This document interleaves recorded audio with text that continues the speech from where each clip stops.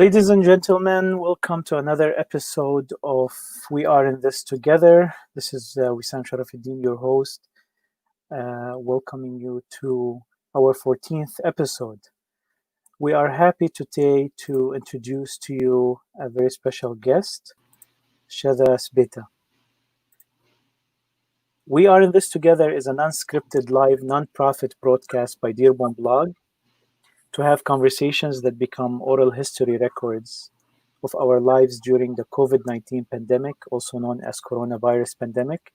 These are personal stories of our lives during these unprecedented social isolation measures in a globalized world. Shatha Sbeta was born and raised in Tripoli, Libya, 1 year before the revolution. She went to the United World Colleges program in Canada for 2 years. In 2012, she moved to the United States to complete her undergraduate degree in political science and human development and social relations. She also completed her master's degree in international studies with a focus on computational analytics. Sounds complicated. She co-founded Arab Research and Advocacy Bureau, previously known as Arab Millennial. You know, it would be nice to name an organization something whose acronym will be FBI. Cool, Just right? reclaim the word bureau made me think of that. Yeah. Today, Shatha, she runs a social enterprise called De-Orientalizing Art, very interesting name, that brings artwork made by Libyan female artists in Libya. Mm-hmm. We will post a website for you. Welcome, Shatha, to the virtual studio. Thank you, Wissam. Ahlan wa sahlan. It's exciting.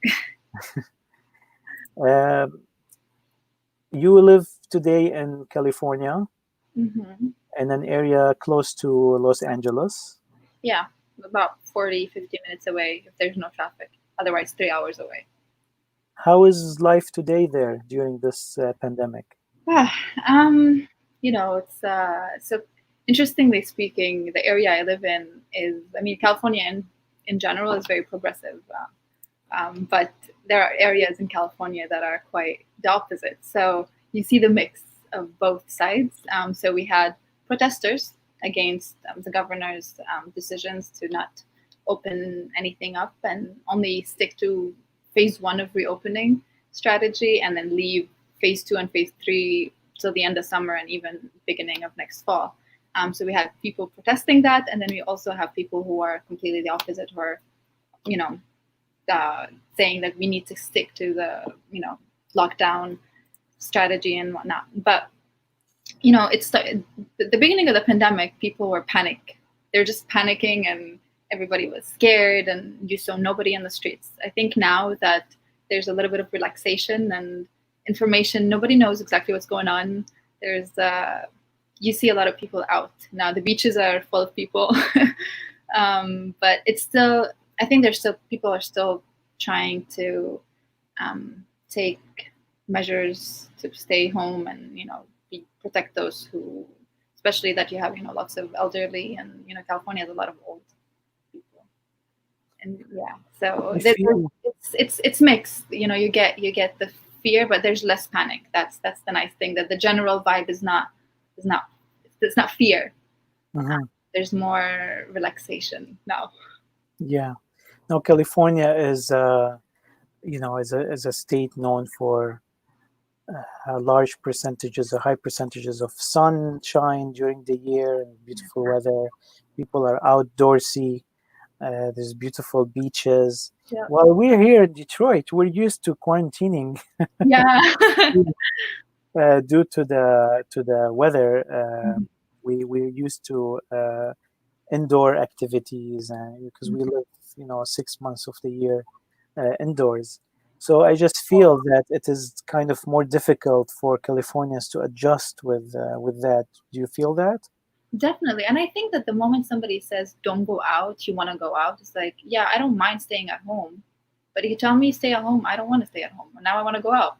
It's like, I think there's like that reverse psychology of even those who are introverts and don't like to go out much are out and want to go out and are complaining. And but definitely I think, like, getting used to going to the beach every day, for example, are like taking an afternoon walk, and that you can't do that anymore because they closed even the parks. And I think the first weekend of the lockdown, the government decided to close the beaches as well. No, the beaches were open. My bad. The beaches were opened, but when the lockdown began, everybody was at the beach. So the governor was like, okay, I guess we have to close the beaches now. So the beaches closed, and I think that was disastrous for people. Yeah, closing beaches in California is like closing air in Detroit. Yeah, exactly. So, but I think that it reopened now, so people are able to go enjoy for as long as they social distance. Yeah. So, so how long was the beaches closed? I think they closed them for like a week, 2 weeks, maybe more. I mean, the beach itself, they can't close it, right? So the parking areas around the beach were closed. I know that I went to see, what do you call it, the luminescent light, the luminescent effect that happened to the water. So I went to see that at night, and there were cops everywhere. So it's not like they didn't allow people to go. They allowed people to go, but they were only allowed to stay for a certain amount of time, and then they had to kick them out. And if you don't go out, then you get a ticket. So it's a little more restricted. Yeah. And they would enforce social distancing between people? I did, at least when I went. It was dark at night anyway. But there weren't many people for any of that to happen. And I haven't been to the beach since they opened it. So I don't know. I'm hoping that there's something that's enforcing social distance. But I think that there's agency that's more of like you as an individual or you as a family, then should know better. I love this phenomenon in California. I mean, I just witnessed it in California when I was in San Francisco. That I was sitting on the beach because we're used to here in Detroit that parks, and usually all places that are on lakes or rivers are part of state parks. They closed at sunset. They closed at dusk. But I was in a beach in San Francisco, and as the sun set, the beach got busy. Yeah. It's like a thing. People go at night to the beach and they light bonfires, and it's so open. Yeah, summer bonfires are my favorite thing. It's the best time to chill and have, eat and be around friends. I think the Libyan community does that every summer. Like they do a couple, youth bonfires, and they have like the young crowd coming together at the bonfire. It's fun. Yeah. The music festival was canceled. Everything is canceled. Yeah. Everything is canceled.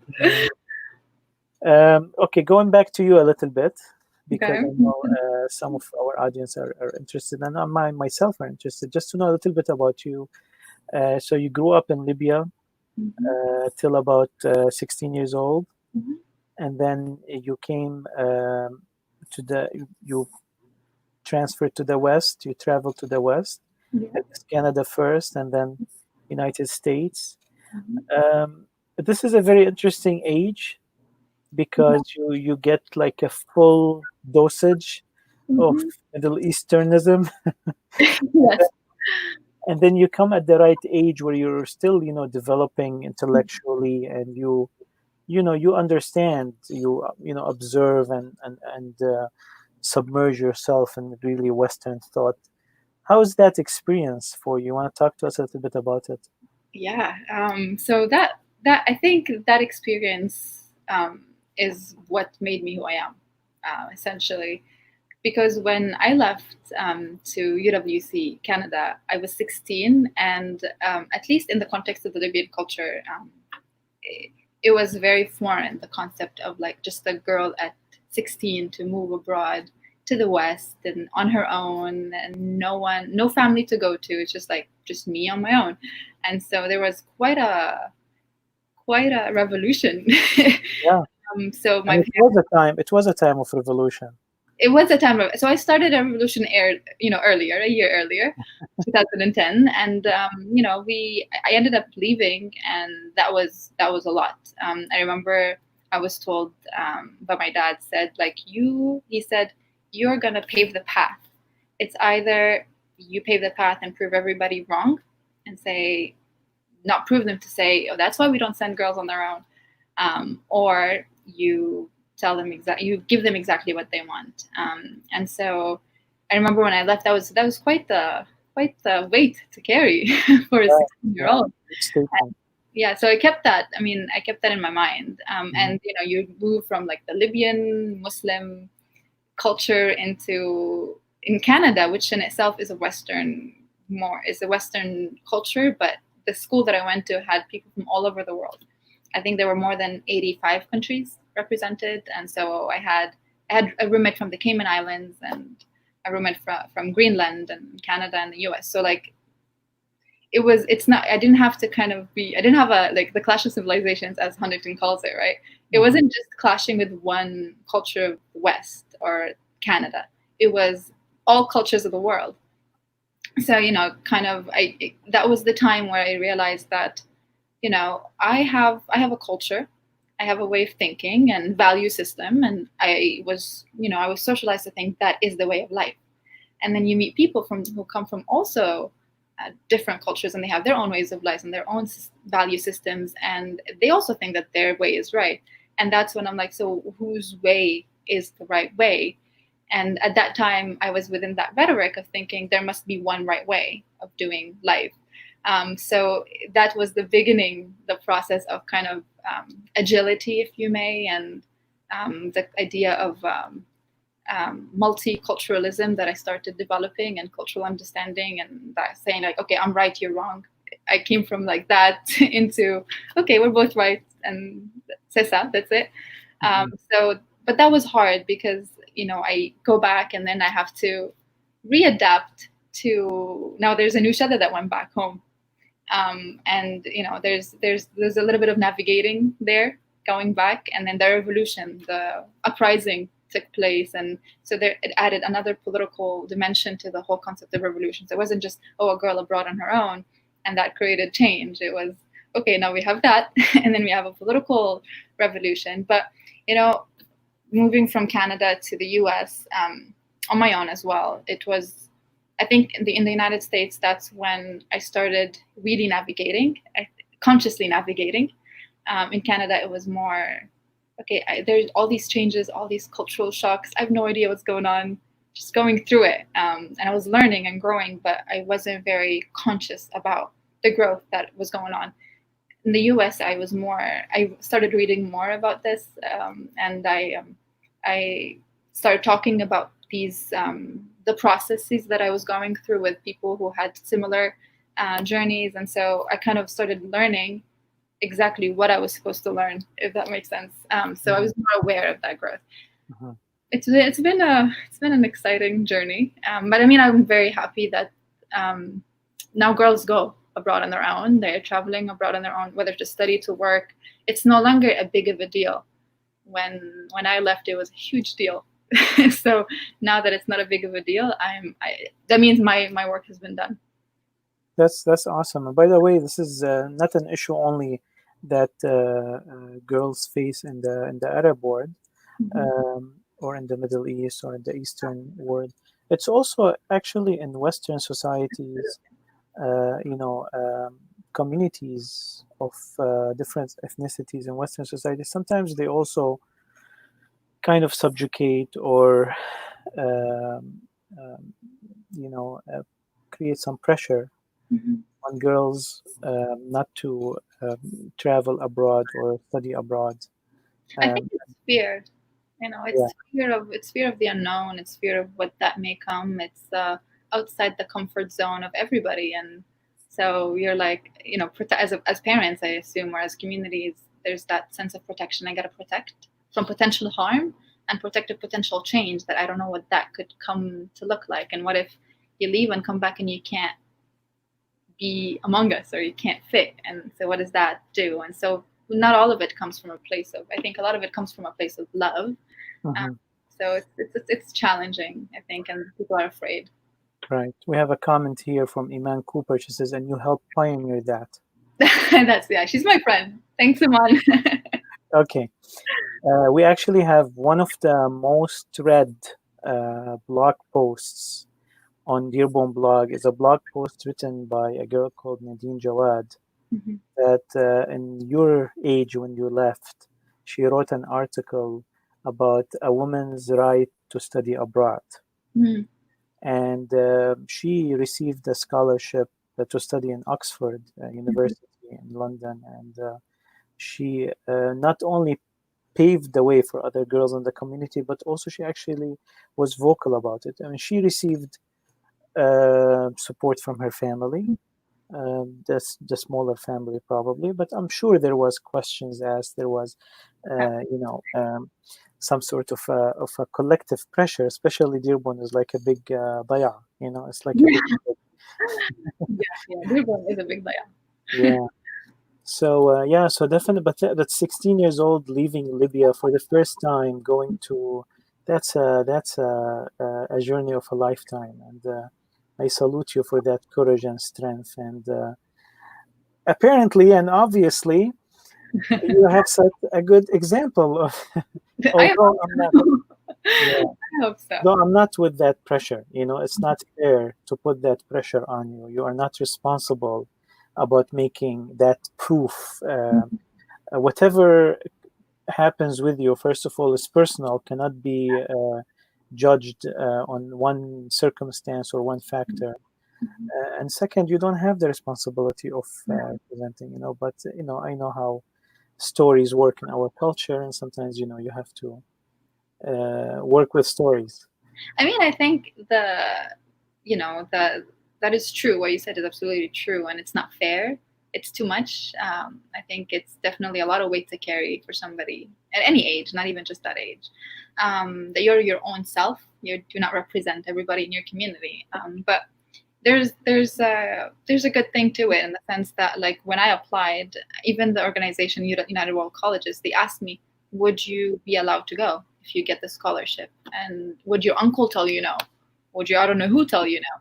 And so now that I went and I finished it, younger girls, like I see, like the selection committee this year, we have a lot more female candidates, we have a lot more female applications, and parents are more inclined to allow their girls to apply and let them go because, okay, we have few girls now who have left already to UWC. It's not that bad of an organization. It's not that bad of nothing happens, like we don't have to be too afraid. So it did something, and for cultural progress and social progress, that while yes, it was too much of a weight to carry, too much of a pressure, but I'm glad that at least it contributed to that cultural and social progress that we still very needy of.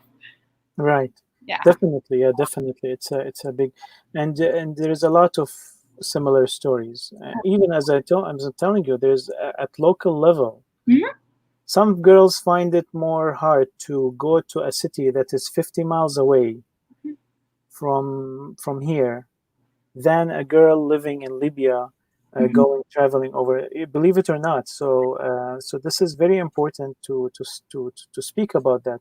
Sure. And yet first of all, the morality that they speak about when they speak about this, like, okay, they want to judge, right? Was it what terms did you use? A good example or a bad example? Mm-hmm.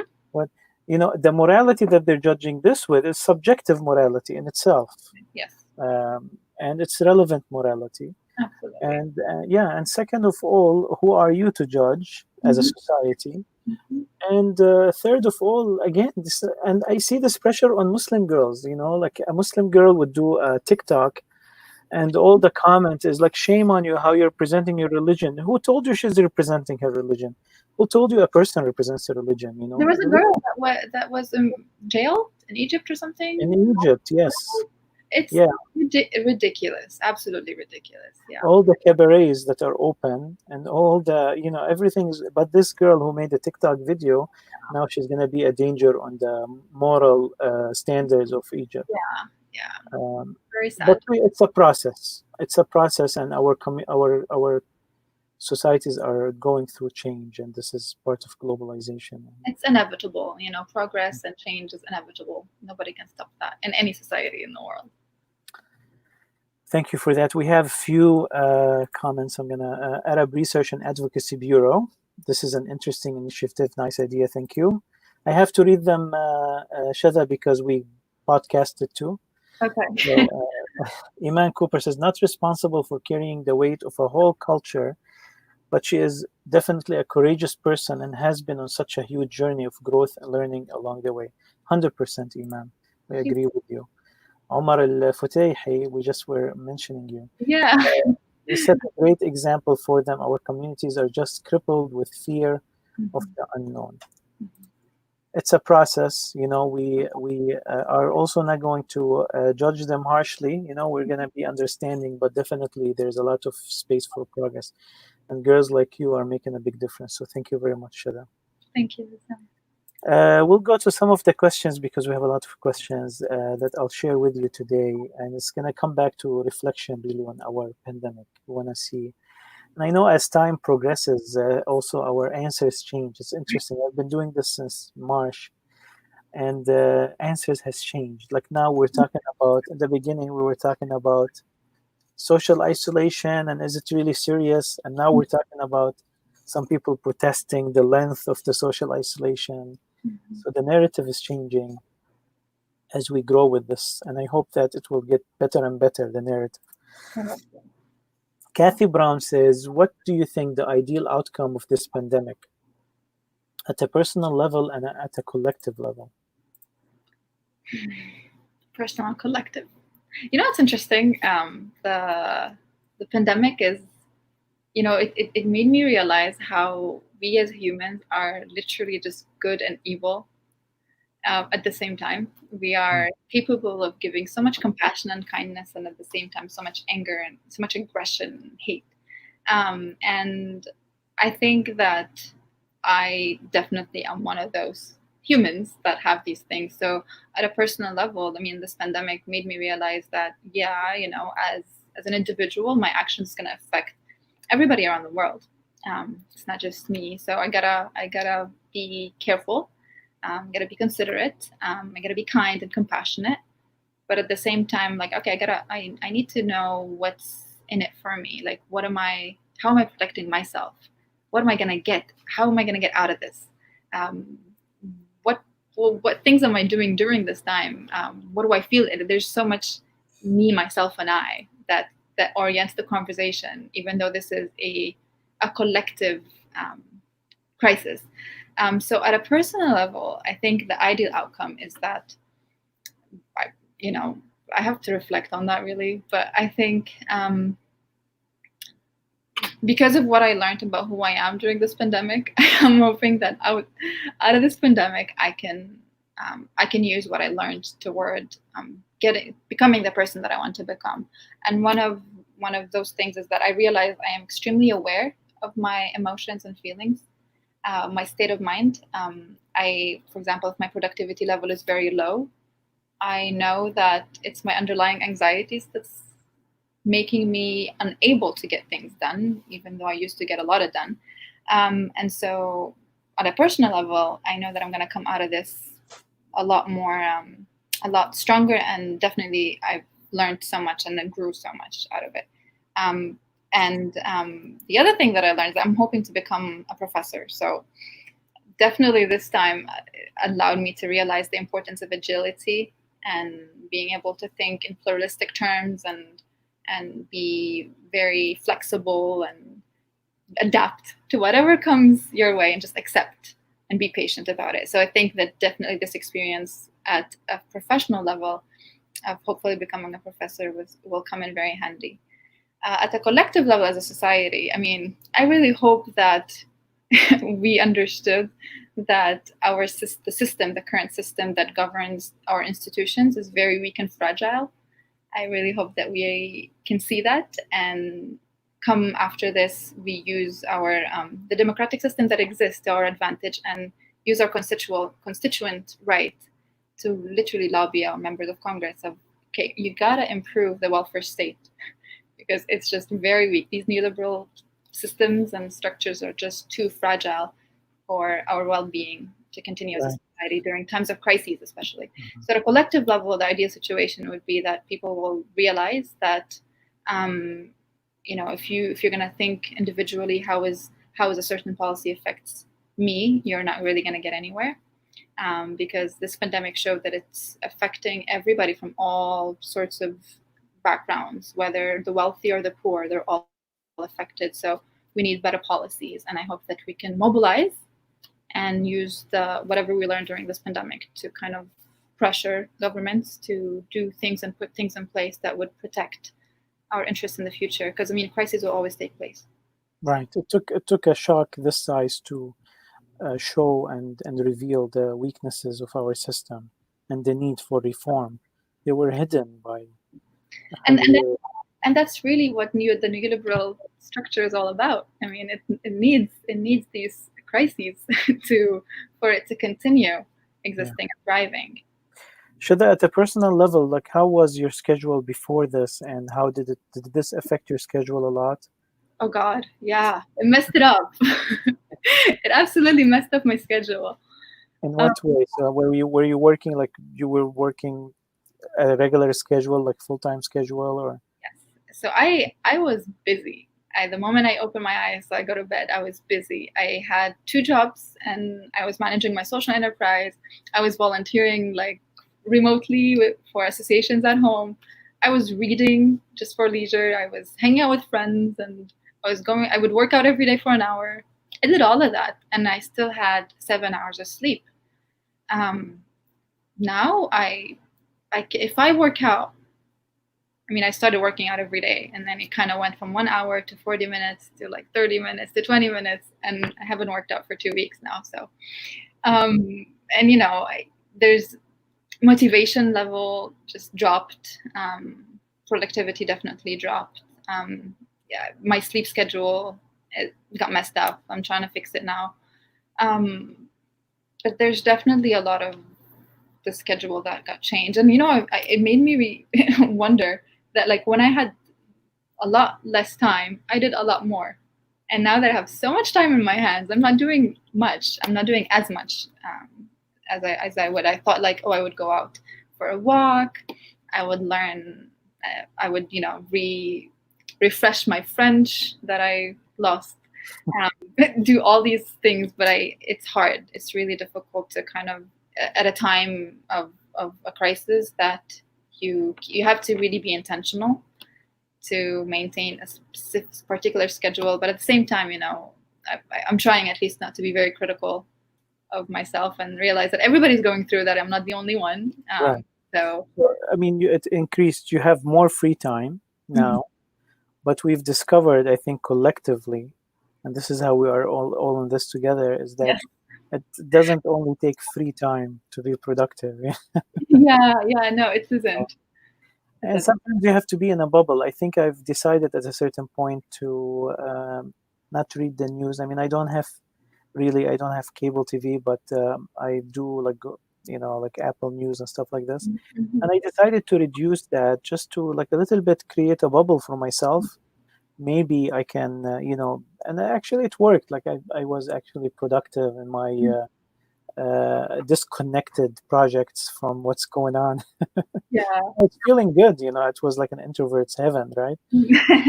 But you have to create a bubble, otherwise it's just, you know, sometimes you don't have the right elements for productivity. Ali asks this question. Actually, he's my brother. He says, what are some of the things you are accomplishing staying at home during this pandemic time? Is there, like, things that you always wanted some time to accomplish, and this gave you the opportunity to do so? Oh, thanks, Alex, for making me feel bad about myself.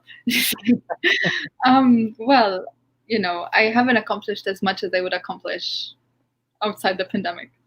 But I started a course, and I'm hoping that I start another one. Like, you know, these online courses that some Ivy League universities are offering. So I know I did one on the SDGs, Sustainable Development Goals, and how to implement them. I'm trying to do one on, you know, refresh my memory on statistical analyses and things on, like, SAS and things like that. But not, you know, it's kind of slow. It's very slow. But the one thing, though, I'm proud of that I did during the pandemic is some research on the welfare state, which is what made me realize that we need definitely a whole movement that demands a better welfare state, something of automatic stabilizers that are just part of the government automatically turned on when a crisis takes place. Mm-hmm. Yeah, so that sounds productive. I think you're a little bit harsh on yourself. Maybe I'm learning to not be. I have high expectations. Yeah. So talking about that, what is the last book that you've read or that you're reading? I am currently reading Animal Farm by George Orwell. I know I'm late to the trend, but I just started reading it like a week ago, and I think it's quite interesting reading it right now. Yeah, always. It's always more interesting. Yeah, the later you read it, the better. And for me, it's like, because I'm in constant navigation of spaces. Like I'm fully immersed within the U.S., like especially in California, and then also at home. And so when it comes to the news, like you said, the bubble, right? So I have to hear the news from home. That's the only way for me to know people are okay, everything is okay, and my friends are okay. And so while I was reading George Orwell's Animal Farm, it's like the revolution and the uprising and I don't know what. And I was a pro uprising. Definitely was pro all the uprisings in the Middle East and North Africa. And definitely, especially in Libya, I was like, yes, we gotta get rid of Gaddafi. And given my family since I was born, they were against the regime. So moving from that nationalistic, patriotic, we need a new country, a whole democratic system, and there was like so much hope to what's going on right now, that people will be like, yeah, see, that's why we shouldn't have done the uprising. That's why the situation under Gaddafi was a lot better, blah blah blah blah. And so absolutely that kind of logic is very invalid. Because there's empirical evidence that says you can't ever have the result of a democratically new state right after an uprising. Impossible for it to happen. Right. So reading that book while witnessing the situation at home right now, while at the same time having a crisis right here in the US and protesters and people are locked down, it's like the best time to read George Orwell. Is that what the book that you recommend too? No, I mean, I think I would recommend that book, definitely. But if I was to recommend a book, I think I'd recommend Orientalism by Edward Said. Of course. Okay. Yeah. I saw you post about that before. It's a heavy read. I bought it to every single person that I know. Nice. Definitely like a mark on the Arab American history. Mm-hmm. And it definitely shaped the thinking for Arab Americanism as afterwards. We hosted in the Free Thinking Society, we hosted Rashid Al-Khalidi, Professor Rashid Khalidi. He holds the seat of Edward Said in Columbia University. Yeah. And he's just recently wrote The 100 Years' War in Palestine. And it was an amazing event and interaction with the professor. And he's he continues that mission, but we are seeing an uprising or a growth of Arab American literature, an Arab American academic scene, which is very optimistic. We're very optimistic, for the future. No, absolutely. And I think like Orientalism in particular, that's why I recommend it to everybody. I think it kind of, for me at least, that's how I approach it, is that it's not just it's not just about being Arab American, or it doesn't have to do with Arabness or Middle Easternness or anything like that. It's just, for me, I take it as a lens. Like, it just literally feels like I put on my Orientalist glasses. I'm like, okay, that's Orientalist. Like, for example, people everywhere I go, people say I look exotic, and I have to stop them and say that is not a compliment. It is offensive. I don't come from the zoo, and it's through. That's why this book is very important to me, and I think everybody needs to read it, because you start seeing things that anything non-Western, anything that doesn't look like it doesn't function within that the Western structure of thinking or rhetoric is othered, and you could definitely see it with cultures that are in South Asia or in African cultures. You see it in Eastern Asian cultures, even Russia, even like the Balkans are mistaken to and you their cultures are Orientalized essentially. So Right. that's why I think everybody needs to read that book so that we stop being, and that's why I called my organization and my enterprise De-Orientalizing, is because I'm bringing artwork from Libya, and I do not want people to look at it with an Orientalist frame. I need to deconstruct that from happening. That's great. I have something to show you when you come to Dearborn, a collection of Orientalist art by one of our friends. Yes, over 2,000 photos Wow. of Orientalist art, because they used to send photographs Mm-hmm. during colonialism to the Middle East, and they would take photos and sell them in the streets of Paris. Mm. And Europe in general, but a lot of these photos were 100% pure Orientalism, paying slave women to pose in a certain ways, dressing her like an Arab or, whatever culture they want to depict. And just something that sells that image, that delusion, or that,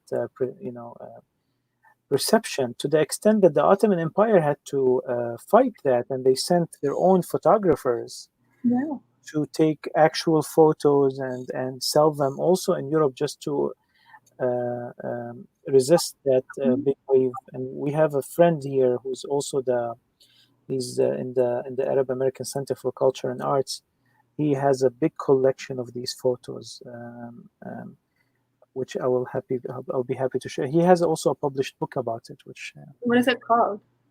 I'm not sure, but I'll post everything I mentioned today. I'm gonna post it later in the comments for our audience, and we're gonna come back to all the comments. We have a habit here; we read all your comments, so we're gonna come back to these comments and discussions and read them. But continuing the conversation, so Shatha, she recommends Orientalism by Edward Said. Shatha, I have another question for you. Little bit light-hearted. Amr Zahar is an activist, Palestinian American activist, and a comedian. Mm-hmm. If you don't know him, follow him on Instagram. I think I've heard of him. You know him, yeah. I think I've heard of What him. food reminds you of your childhood? Oh God. Oh my God. That's actually a hard question. You can ask your mom if you want. Yeah, we have to ask my mom. Like one thing that I miss, I know I miss about Libya is fresh baked bread. Mm-hmm. Bread was super cheap and it's so delicious. You have all types of bread, and it's essential to the Libyan. Like we have it, and we eat bread in the morning for breakfast. We eat it during lunch. We eat it for dinner. We eat it for snacks, and it's the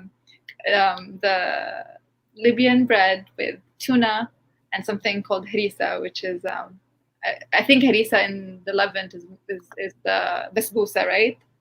Al-harissa in every Arabic country is different. Okay, well, I don't know, but there's a lack of names or something. They all use the harissa name, but it's completely different. Like it's a sweet in one country, and it's like qamah, like wheat, and chicken in another country. And so for us, it's what do you call? Oh God, what do you call it in English? Like hot sauce, like chili sauce. Mm-hmm. Basic. So like the mix of tuna, harissa, and fresh bread from the bakery with mint tea by the beach is home. By the beach, like by the Mediterranean. You're like, also choosing the setting. Because I would go swimming and I would come out and there would be like a sandwich ready for me with mint and a sandwich, a tuna sandwich. So yeah, that's how I spent my time at home, at least. Sounds amazing. Thanks for sharing. We think that we probably will. We're learning some lessons from what what we're going through. I'm going to ask you two questions. One by Hadi Shatila. He's an artist and graphic designer from Lebanon. He says, what is the worst thing COVID-19 pandemic made you discover about yourself? Worst thing. I tend to be very critical about myself, so I think I have a lot of worst things I learned.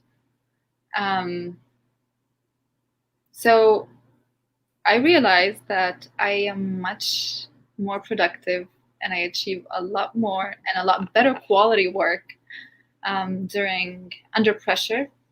If I am under a tight schedule or tight deadline, and rather than having a lot of time on my hand to kind of play around and do things and plan it out. And at the same time, if I am in the same physical space, I tend to not get anything done. I tend to lose my motivation, lose my even. I just tend to get into an abyss of depressive mode and anxiety, and so that's definitely, this pandemic made me realize that I do these things and then end up complaining about not achieving, and then feeling that I'm not doing much and that my time is wasted, and then I go back and then we do it again and then I complain about myself. So that's definitely has been the pattern. And then I break it up and do it again. Do you consider yourself an extrovert or an introvert, or I don't believe one is one or the other, but it's more like leaning. I think I'm both, but I'm more toward the extrovert side. I don't like saying it. Yeah. Yeah, I definitely discovered that I'm more of the introverted. I used to think that I'm extrovert. People used to think I'm extrovert because I do a lot of social events and social. Right. Then I discovered, like, wow, I'm actually relief. Yeah. Keep me here. Like, the only stress and anxiety I have now is that this is going to end. Oh no, please, I want it to end. So this is how you know that you're an introvert or an extrovert. And Talal Matar from Kuwait, he asks, what's the best thing that this has made you discover about yourself? Again, I would say emotional intelligence. I can pinpoint what I am feeling at a given spot. I don't say I'm just mad or upset or annoyed. I know when I'm frustrated and why I'm frustrated and what triggered my frustration, for example. Do you practice meditation? I do yoga sometimes, but I don't meditate. I just do it for the stretching, and I don't meditate much, but I spend a lot of time thinking and reflecting, and I write. So. Do you write like diaries or personal things? It's not a diary. It's more of like whatever comes into my mind, I would put it down, and usually I would link it to something I'm reading and try to analyze it and think it through with someone else, so that the thing that I hate the most is if I am feeling something, I know that I'm feeling something and thinking it, and I can't figure out what it is or why I have that thought or I have that feeling. Shatha, here's a girl like you. Her name is Hanan Yahya. She paved the way for Yemeni American girls. Yeah. She's one of the first ones who left Detroit to study in the University of Michigan Ann Arbor. Oh, wow. And not only that, after that, she actually went to Edinburgh University in Scotland. And she now is one of the young Arab American leaders, really. And, she was actually voted by Access in 2012 as the Arab American Youth Activist of the Year. Wow. Good. Kudos to you. So Hanan asks, like, how are you developing yourself, and what do you do to heal yourself when you feel that you need, healing? So healing comes to me from I write. I would write what I have in mind, and then I visit it later. Support system.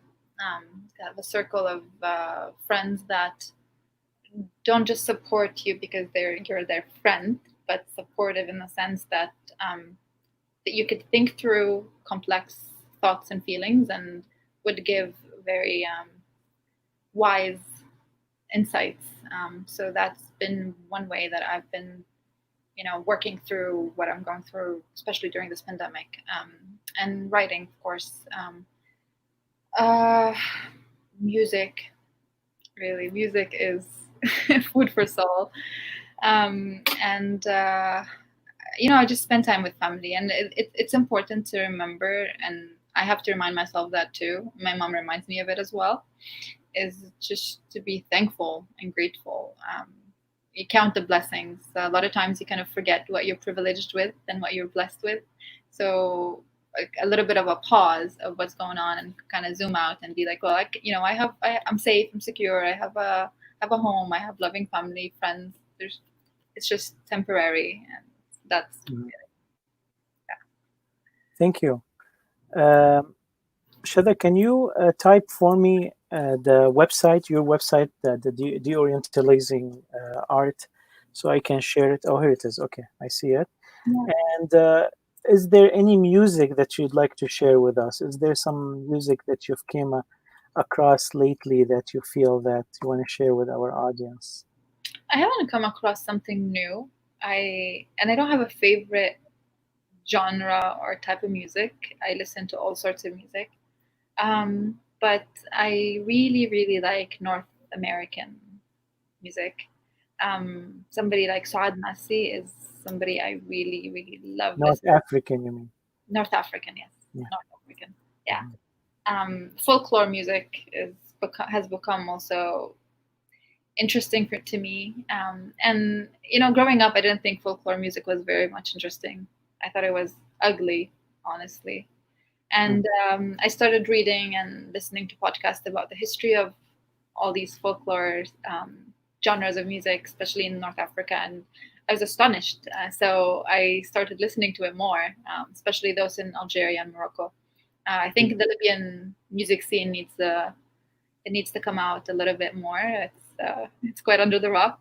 So my dad helps in that. But definitely North African music is my favorite so far, at least at this point. From what you've said so far, you made me like your dad. He seems like a very cool person. Yeah, he's cool. Yeah, he loves music. Yeah, I'm like you. I hear all kinds of music. Lately, I've been exposed to some Sudanese funk. Huh. Yep. Funk. Interesting. I should send you Yeah.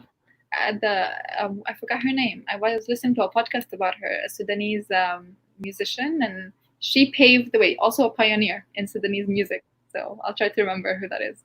That's awesome. Who's a famous Libyan singer? I feel like I haven't heard Libyan music. Yeah, I mean, there's a new one that's kind of come out and is kind of taking a lot of old songs and making them contemporary so that lots can listen to.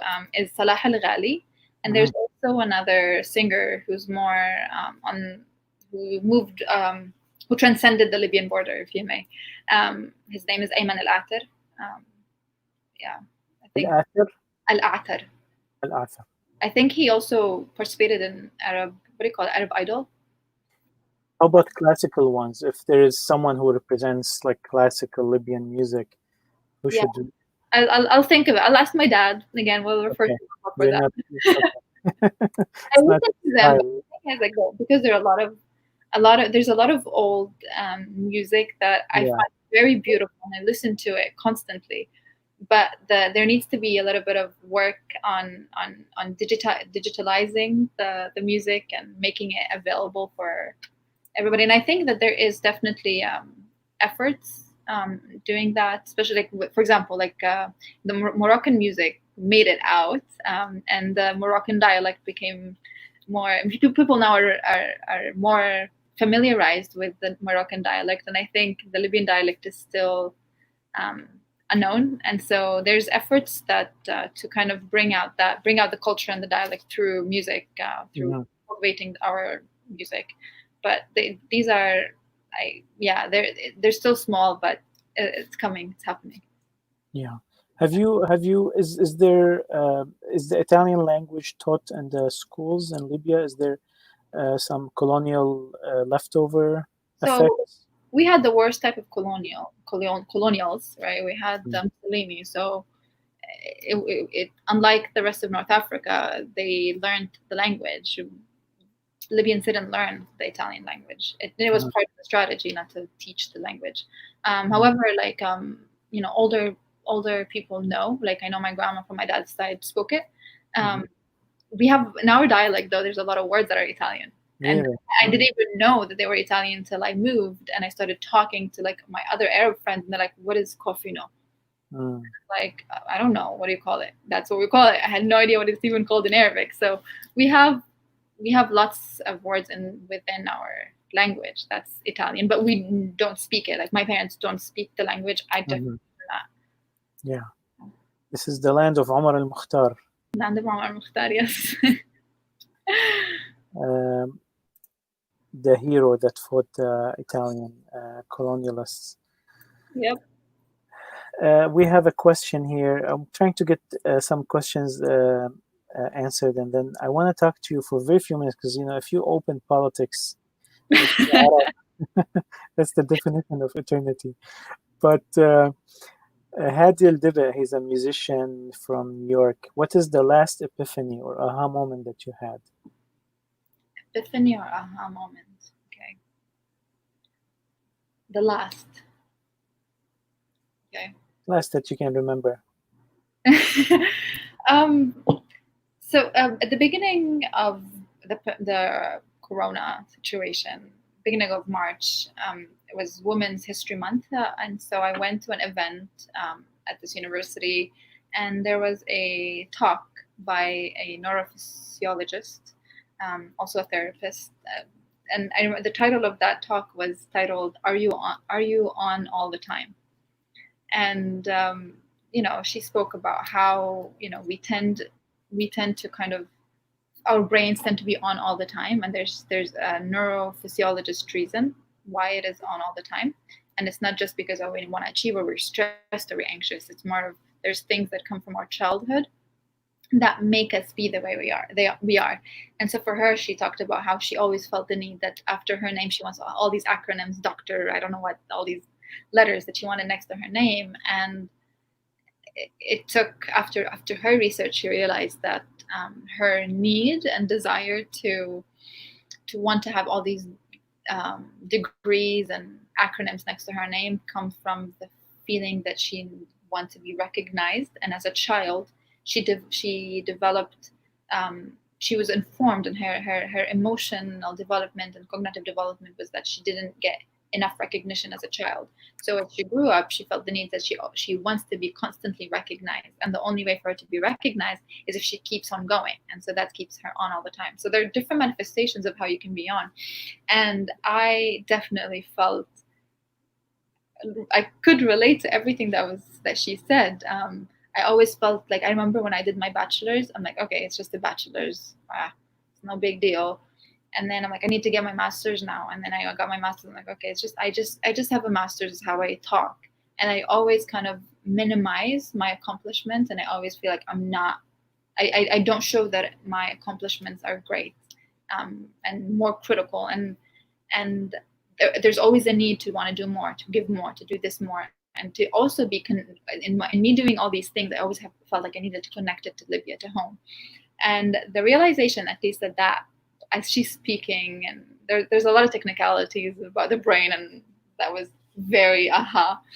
But like the thing that I realized at that moment was, I always feel like I'm on is because of that moment when I left home as a 16-year-old, that people said, you will see what's going to happen, you'll see what she's going to do, you'll see this, you'll see that. And there's like that, the society in a way, as if waiting for one mistake to prove.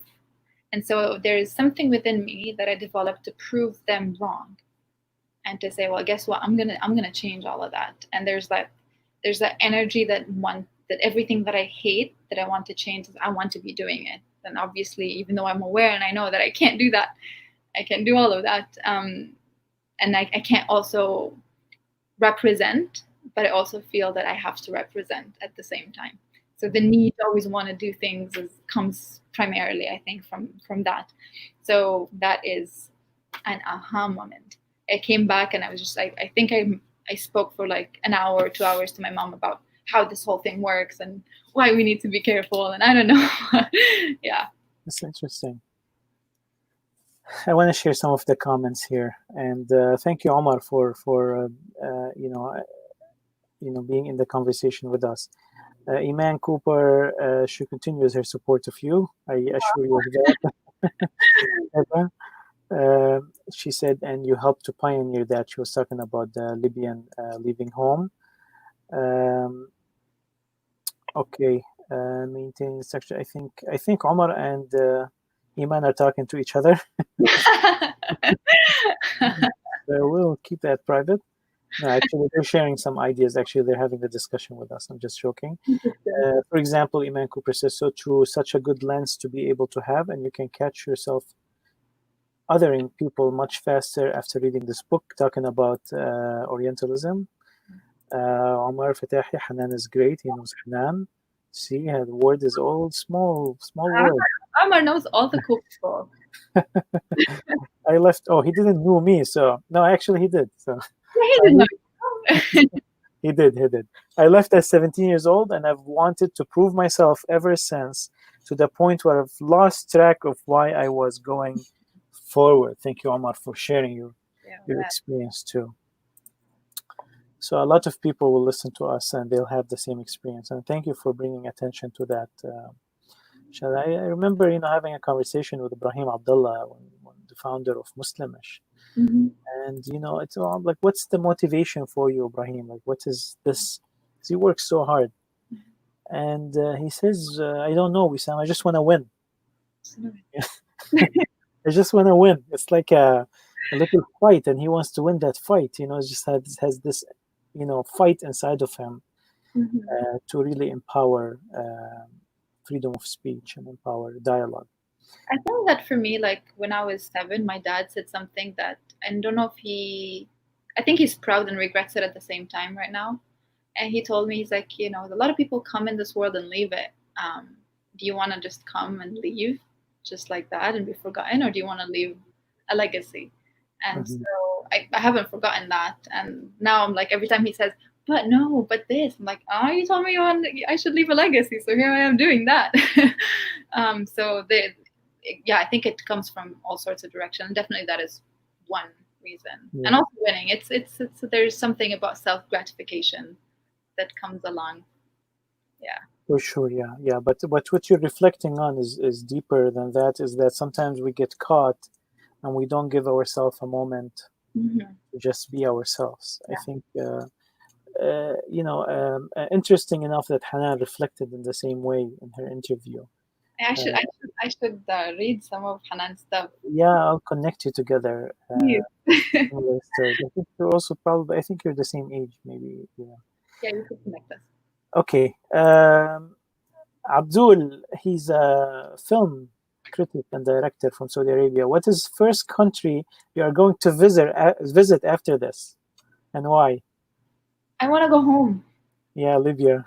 I want to go home. The last time I went home was 2016, and I miss it so much. I want to go home. Shatha, we're gonna go over time a few minutes. Do you mind?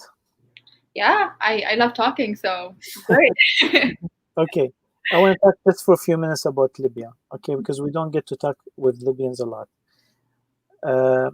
I'm gonna pretend that the last thing I know about Libya is that Muammar al-Qaddafi was overthrown, and the country is in chaos, and America is bombing something, and take it from there.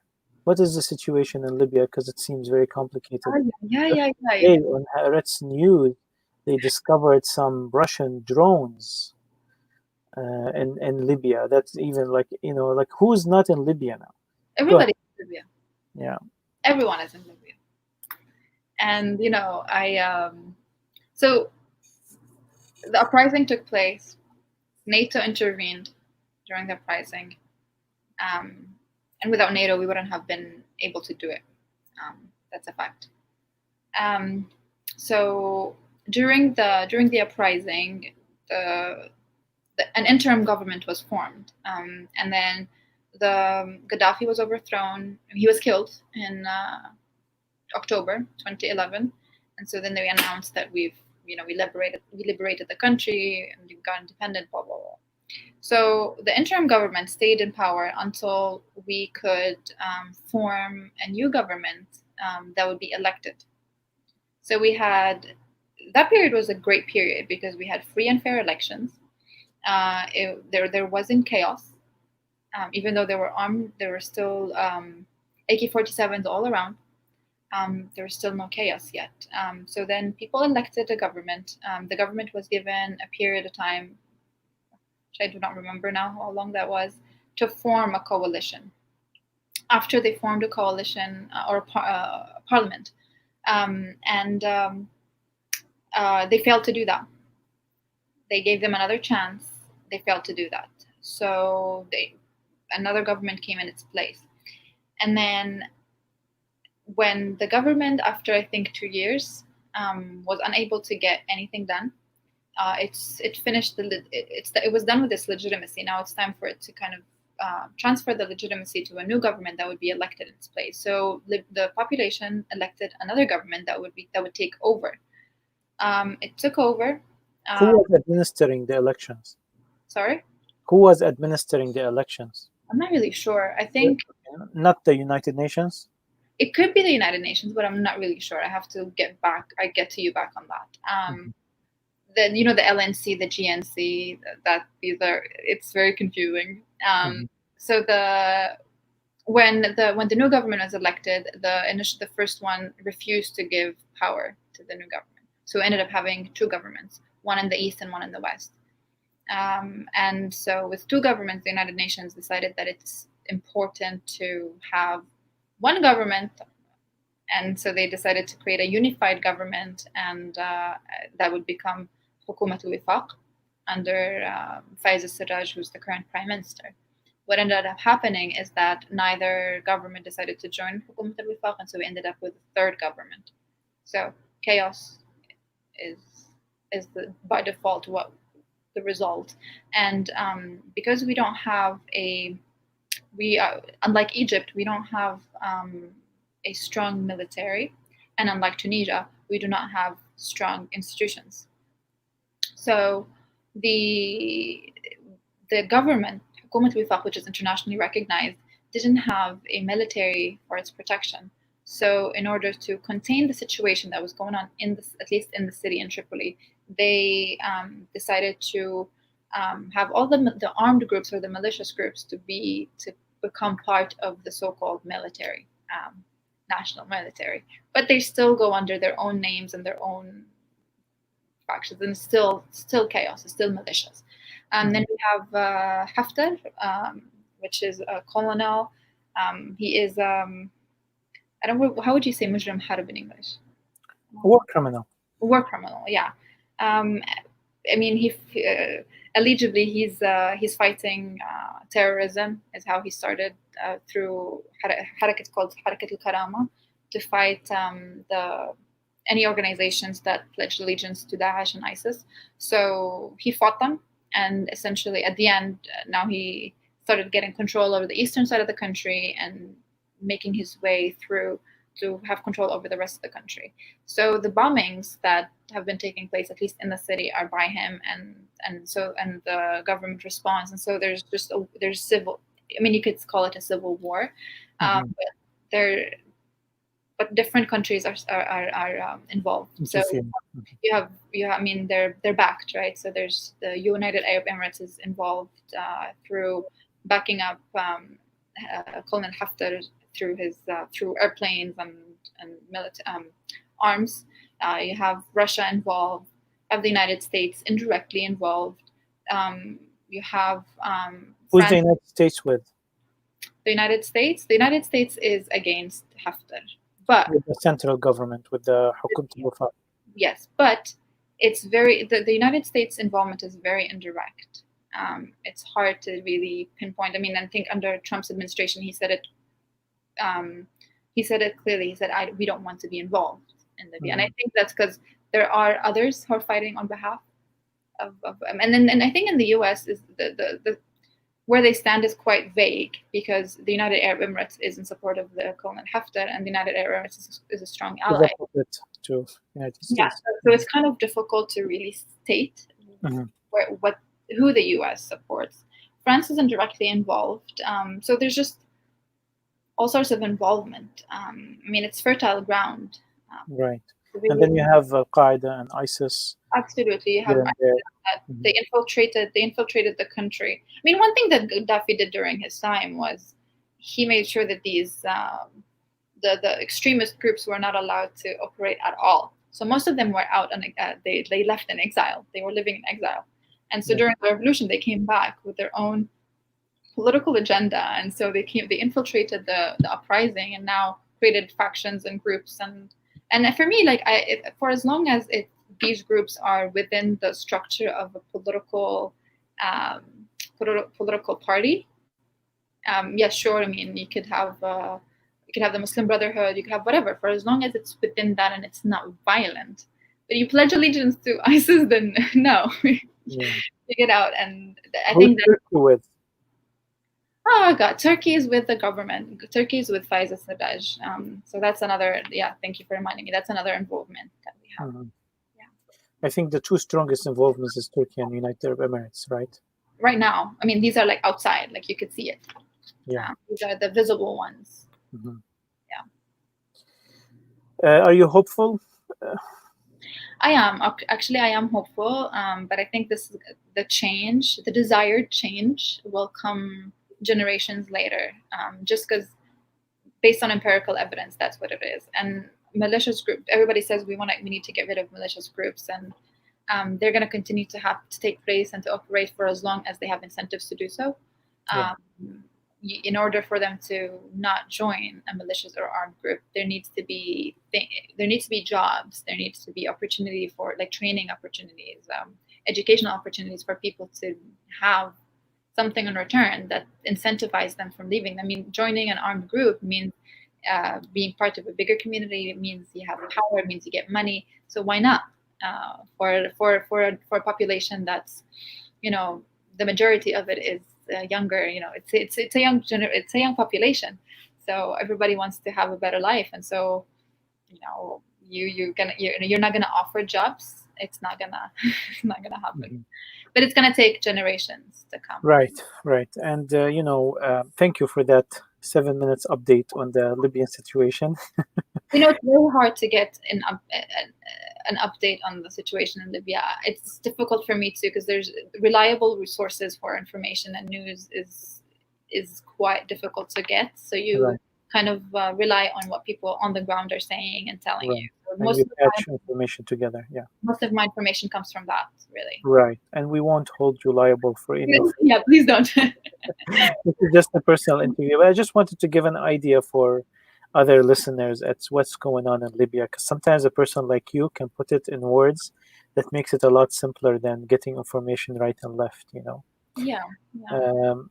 So I've tried to squeeze in these couple of questions. Shireen Sulaiman, New York, what is the one thing that you have already experienced that you feel helped you be most prepared for this situation? Like what happened in your life before that you felt helped you to accommodate Corona and social isolation? The uprising. I was 17. I just turned 17 in Canada, and my family were home, and I remember I saw my house in the news. I was watching the news and I saw my house where bombings was taking place. So like I couldn't, and the government blocked phones and internet. So I had no idea if they're alive, if they're dead, if they're okay. While I was on my own in Canada. So that period. I mean, thankfully my parents were okay, and eventually they came to the U.S. That summer. But it was a time where there was so much uncertainty. I had no idea what was coming. I didn't know if I would have money till the end of the year, and if I was going to be able to finish my school. So that time definitely prepared me. I broke down a lot during that time. It was a very difficult time, but now I can regulate my emotions. I think probably because I've had that taking place in the past. I mean, they don't compare different situations, but. Thank you. A question by Sami Abdullah from Germany. At times of crisis such as this, do you prefer authoritarianism, to ensure public safety or stick to democracy and liberalism? It's a good question It's a very good question. for a girl who has been preparing her master's and PhD in international relations. It's a very good question, and there's a lot of research on exactly that question. Are we better off with the democracy or authoritarian structure? And there's research that says authoritarian structures get things done. They're much more efficient. In democratic societies and states, you have to go through a bureaucratic system to get anything done. So it's difficult to get stuff done. So you can compare, for example, countries in authoritarian countries that say, no, you leave, you're gonna get fined. Versus or gonna get jailed, versus okay, please stay at home. So kind of like at the mercy of people staying home. So at a time like this, I wouldn't say that I prefer authoritarianism over democracy, but I definitely think that in times of crisis like this one, when there is when the collective good, the collective health is it overweights the democratic value, in the sense that I think there are things that democratic governments can do that do not necessarily have to go authoritarian route. They can put fines. They could put punishments that are not jail, for example. I think France has done that. So yeah, in these times, I think that they could just definitely get harsher. And that's why we have protests, is because in a liberal society, some people, cannot tolerate these kind of rulings. But this is how it works. Well, yeah, and I think that in these times, because it's if a government was to put a fine of being outside, for example, protesters, all protesters, you can't not allow them to protest, but okay, they can go out protest, and they're just going to get fined. The power of institutions shape behavior. Have a strong institution that punishes them for that behavior, they won't have that. They won't do that behavior anymore. Right. Nobody wants to pay $1,500, for example, for being outside. Right? Yeah. Well, in Michigan, it's been interesting in Michigan, right? So the governor has been criticized personally by the president, and she's been running things strictly, and Michigan has gotten a lot better. And yet there's very, very loud protests against her, armed, if you've seen the pictures, in the Capitol building, and that is, probably the most outrageous scenes. I don't know if I should say outrageous, but they're, very expressive, very loud. They speak very loudly. And I think that's healthy. The Department of Justice, I think, sent a letter to, was it the governor or LA County health representative, something like that, of California. And the letter basically said that it may be illegal that you are going to extend the lockdown. Right. So I remember when I read that article, I'm like, all right, God, this is really ridiculous. Yeah, but that's the beauty of democracy, right? That you have these legal routes of questioning the legitimacy, and then it ends up in the Supreme Court, where they interpret the Constitution. It might be less effective by a little bit on the short run than authoritarian regimes, but on the long run, it preserves something that is a lot more important, which is liberalism. So I agree with you. Democracy is it's the most contested concept in the study of political science. Nobody knows what democracy is. So we don't have anything that's close to democracy. We have other things. We have oligarchy, we have polyarchy, we have just so many things, not democracy. So there is something to be said. The good thing, as you said, about democracy is that the ability to at least question the legitimacy of things and policymakers. But also, democracy can lead to very bad results, like Hitler. He was democratically elected. Right. Or Hamas in Gaza. In Gaza, exactly. So democracy doesn't always mean good results. It just means that the democratic institution, I guess, allows for better representation, for more involvement and engagement. I think there's a mix of things. Like you can have democracy with other things that would better the system. 100%, 100%. I don't think anyone has the courage to address that now. Like we want to just like settle down for a moment. Yeah. So we've never gone over this much, Shatha. If that speaks to something, it speaks to how interesting is having conversation with you. Thank you for being with us. The last part of this program is asking you. I skipped a few things like what film do you recommend? Which I'm dying to know. If you can just say it fast. You can watch The Platform. The Platform? Yeah. How about a show? A show. The last show I watched was Shtisel, and I loved it. Really? Okay. Yeah. How about, did you watch the, what is it, Orthodox? Orthodox, yeah. Yeah, it's very good. Okay, the last question is, the official one, is what is a question that you would ask and you would add to our list of questions that we'll ask our guests afterwards?